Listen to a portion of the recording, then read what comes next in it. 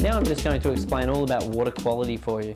Besides temperature, the main thing a cichlid hobbyist needs to be concerned about is pH. Now this is not a big issue. Basically what we need to know is what pH does your fish like, and make sure that the pH of the fish which you're purchasing to go into your aquarium like a similar pH to the fish that you've got. With time, your aquarium tends to go acidic because the respiration from the fish and bacteria and waste produced by the fish will make the water acidic. Now typically most town tap water tends to be alkaline, so watch when you're doing your water changes that you don't shock the pH of your fish.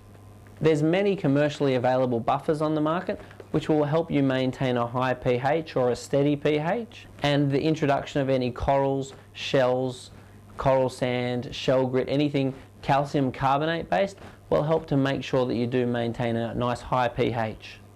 It's really important when you're altering any water quality, particularly pH, that you do it very gradually, because the fish become accustomed to the pH that you're in at the moment, and you must adjust it slowly. That accounts a lot of the time for why you have what seems to be a healthy aquarium at home. You buy a fish from the aquarium, you take it home, and then that fish dies. Often it's that the water quality in your home aquarium wasn't quite right. The water quality at the shop hopefully was. Then it's that individual has been shocked once it's been put into your aquarium. So it's not so much the water quality itself, it's more so the shock that's provided if you change your pH too quickly. So any buffers, any water changes, anything you're doing to alter pH, do it slowly and gradually over time for the safest results. Now essentially all the waste that goes into your aquarium comes from the fish food that you feed. So if you feed too much food in your aquarium, that is the only way that you're basically going to have too much waste in the aquarium. So you feed the food, which is proteins, amino acids and things. The fish will hopefully consume most of the food and will produce waste in the form of ammonia. Now the ammonia is released into the water or as a gas, and little bacteria grow in the filter, on the glass, on the rocks, on the gravel, on any hard surface, and this little bacteria called nitrosomnious bacteria will break the ammonia down into nitrite. Then nitrite is still quite toxic to the fish, ammonia being very toxic to the fish, which is the waste from the fish, then gets broken down by nitrobacter into nitrate. So you've got ammonia getting broken down into nitrite, which gets broken down into nitrate.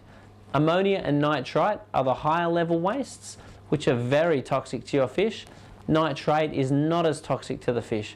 Water changes and the presence of denitrification will help to get rid of nitrate, and having larger filters with more bacterial capacity is what gets rid of your ammonia and nitrite. The only time that you really need to be concerned about any of these organics in an aquarium is when you're putting in your fish too quickly. So the best advice I can give you is get small amounts of fish added on a regular basis with not too many going in at once, to make sure that the amount of bacteria will be stable for the amount of waste being produced by your fish. The way that you get your water quality and clarity as crystal clear as this one is by making sure you've got plenty of filtration on your aquarium. Always overestimate on filtration.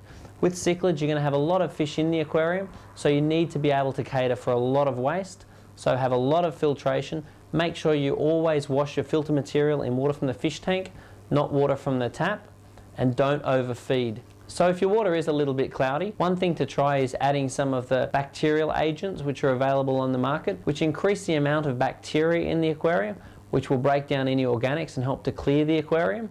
If that isn't working, you could also try putting in some activated carbon. Don't put the bacterial agents and the activated carbon in at the same time, because the carbon will suck out the bacterial agents, but in general carbon will clear the aquarium and take any odours out of the aquarium. Make sure you remove your carbon after about 1 month. One of the great things about a cichlid tank is algae is rarely a problem. Now there's various catfish and various cichlids that actually eat algae. So algae is in itself a food source. So providing you've got a good range of catfish and various algae eating fish, algae really shouldn't be a problem in a cichlid aquarium. So the key to having a crystal clear aquarium like this one is having plenty of filtration, plenty of aeration.